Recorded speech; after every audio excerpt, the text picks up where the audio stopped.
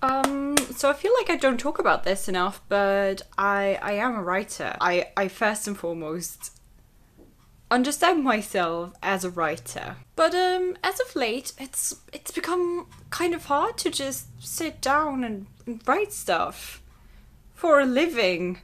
Even more so. Sometimes I've been fortunate enough to kind of be put in positions where people would have let me help shape stories with my words. That is a very weird way of describing writing, but there you go. Now, as of late, that has kind of become not the case so much anymore. So in order to kind of do a little self-help session for myself, but maybe also in order to help you who might be struggling with art or writing or whatever it is as well, I thought I might go through very common problems for me that tend to make writing hard, but then maybe also come up with solutions to make things easier for me in life. So the most pressing problem that I have right now, I think, is the fact that I can just never make any time. I don't really know what it is with me, but for some reason I'm this huge workaholic and I just always have 10 things running at the same time. And, you can only do so much, I guess, and it's usually fine, but sometimes it drives me insane. So during the week, Monday to Friday, I rush into and out of my full-time job at an animation studio, which is amazing, but it fills my day. After that, I obviously have my 10 out of work or uni projects that I work on, and I love it, don't get me wrong, but it's a lot of work. Then on the weekends, I finish my MA thesis that is still not done because of all the other stuff that I'm doing, and I do YouTube, obviously. Not a lot of time for writing, unfortunately, which is so funny because I want to be a writer. Doesn't make any sense. My resolution for the rest of the year, for the rest of my life, is make time for writing. There cannot be any excuses. I literally don't care about any of my projects. Who am I even talking to? Because I have reasons for all of the things that I do in my life. But still. Problem number 2 that I face is my weird romanticized idea of writing. When I was a teenager, and here you have footage of me as an actual 15-year-old with my favorite writing device, my laptop back then. I would usually have like 10 creative outbursts a day just because of hormones or whatever.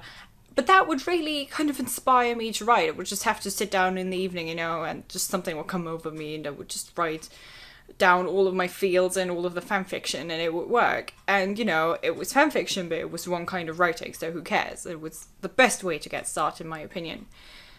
But now, since time has got so scarce, things are different, and you kind of, I make time weeks in advance to like carve out an hour where I have my tiny shared flat for myself, where I don't have to work or do anything, and I sit down and I wait, and nothing happens, and you kind of wait for lightning to strike, but nothing. And the worst thing is, I know that as a professional writer, this is not going to be how it works. It's not going to be like, oh, what a tingly, pretty feeling, now I can write. That's not how it works. And the worst thing is, I know that as a professional writer, this is not going to be how it works.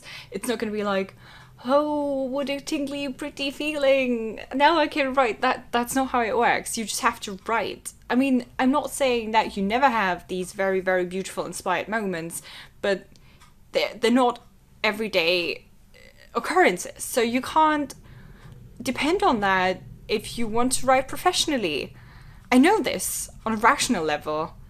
I just actually have to get it in there. So my resolution, sit down, write, stop romanticizing, Jesus Christ. This other problem that I have, which kind of makes me probably unlikable, but there you go, is my weird struggle between being the most arrogant person in the world, but also having your everyday insecurities. Most of the time, I'm very, very happy with my writing or my work, my creative work in general. I'm like, lots of people have problems reading back their stuff.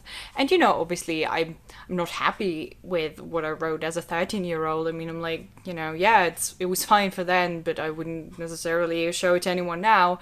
But I can definitely go like up to 5 years back and be like, yeah, well done. That's good. I like it.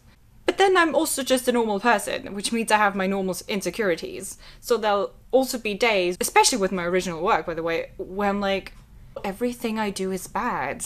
This is crap. I'm a fraud. Abort mission. How about I just do a 9-to-5 day job to earn money and stop these weird dreams of becoming a writer for, I don't know, Warner Bros, Pixar, Disney. This is never gonna happen. What a beautiful struggle. I think this is something, especially the latter part probably, that is very common with lots of people. I feel like a lot of people feel like they're not legit at what they do, especially when it's arts, you know, it's just so subjective. No one can really ever tell you whether what you do is good or not, and when they do, they might not even be right, because there is no right or wrong. But I suppose there's really only one way to, on the one hand, deal with my arrogance, but also with my normal insecurities and learn from my creative mistakes, which is writing. Keep on writing. Really, I guess that's really the only solution to all of my creative problems when it comes to writing. It's just keep on doing it. Keep on practicing. Nothing has ever happened from theoreticizing something. You have to actually do the thing. Let me know in the comments if you're an artist or a writer and you, like me, struggle every day with putting out ads and putting it out in front of people. And if you do, let's be nice to each other in the comment section and give each other love.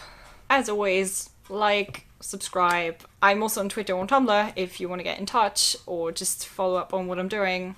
Thank you so much for watching. Bye. That was a weird video.